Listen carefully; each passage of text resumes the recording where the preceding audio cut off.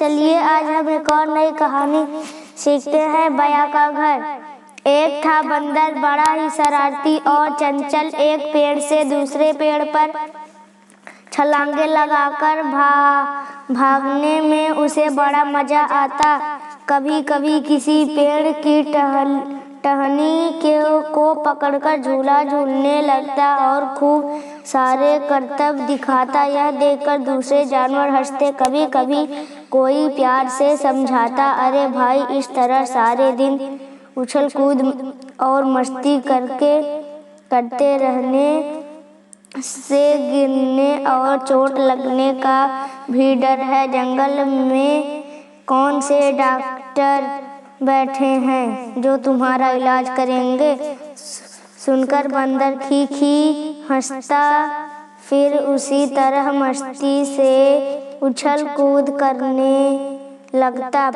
पेड़ों पर बार बार उछलने कूदने से उन पर बने हुए पक्षियों के घोंसले भी हिलने लगते। कभी कभी उनमें से किसी पक्षी का अंडा जमीन पर गिरकर टूट जाता या कोई नन्हा बच्चा गिरकर परेशान हो जाता। उसकी ची ची से सारी पक्षी बाहर आ जाते। बंदर को समझाते, भाई ऐसा शैतानी ना करो जिससे दूसरों को परेशानी हो। पर बंदर एक कान से सुनता और दूसरे कान से निकाल देता।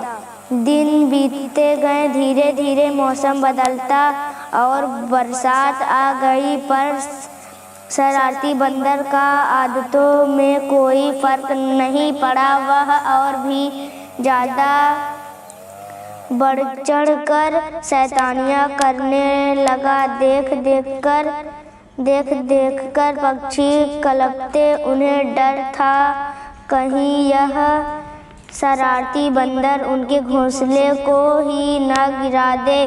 फिर एक दिन बड़े जोर की बारिश आई। ऐसी झमाझम बारिश की सब और पानी ही पानी। आसमान में बादल और घटाएं छा गए थी। खूब ठंडी हवाएं चल रही थी। बंदर बुरी तरह भीग गया था। तेज ठंडी हवाओं से वह परेशान था। किसी तरह सिर छिपाने के लिए ठिकाने की तलाश में था, पर उसने अपने लिए कोई घर तो बनाया ही नहीं था। अपनी शरारतों से भला उसे फुर्सत कहाँ थी। हारकर अब वह पेड़ के पत्तों में छिपने की कोशिश कर रहा था। भीगकर वह छर छर कांपने लगा। उसी पेड़ पर एक बया ने अपने लिए एक सुंदर घोंसला बनाया हुआ था, जिसमें बया और उसके बच्चे रहते थे। साथ ही बया ने बारिश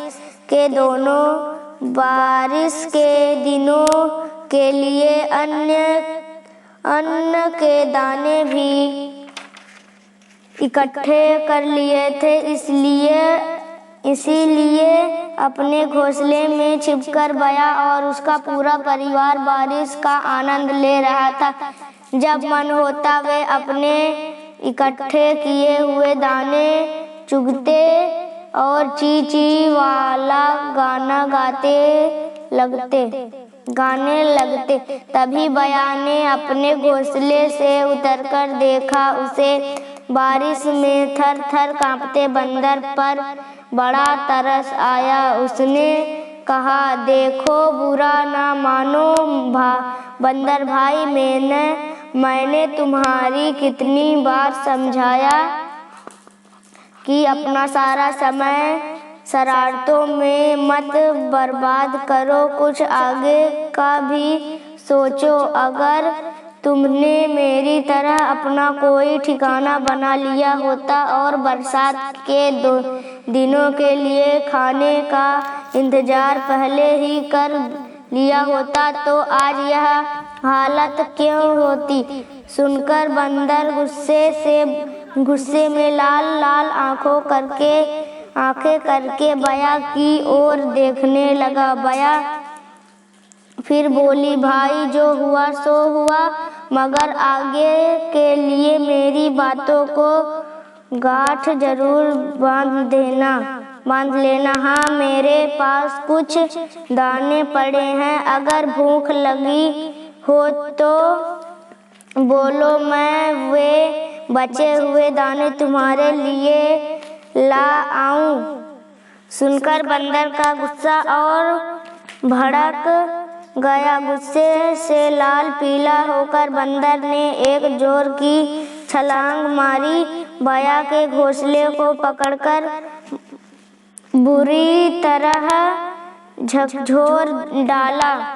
फिर बोला, लो अब मजा चखो। बया का टूटा हुआ घोंसला अब जमीन पर पड़ा था और वह जोर जोर से रोने लगी। उसे दुख था कि उसने ऐसे शरारती बंदर को सीख देने की कोशिश क्यों की। धीरे धीरे पेड़ पर मौजूद चिड़ियों को घोंसले भी यह पता चला। सबने एक दूसरे से कहा, आगे से हम कभी इस शरारती बंदर के मुंह नहीं लगेंगे। इसने कुछ सीखा तो नहीं, उल्टे बया का घर ही तोड़ दिया। ऐसे उत्पाती से तो बचकर रहना ही अच्छा है। धन्यवाद।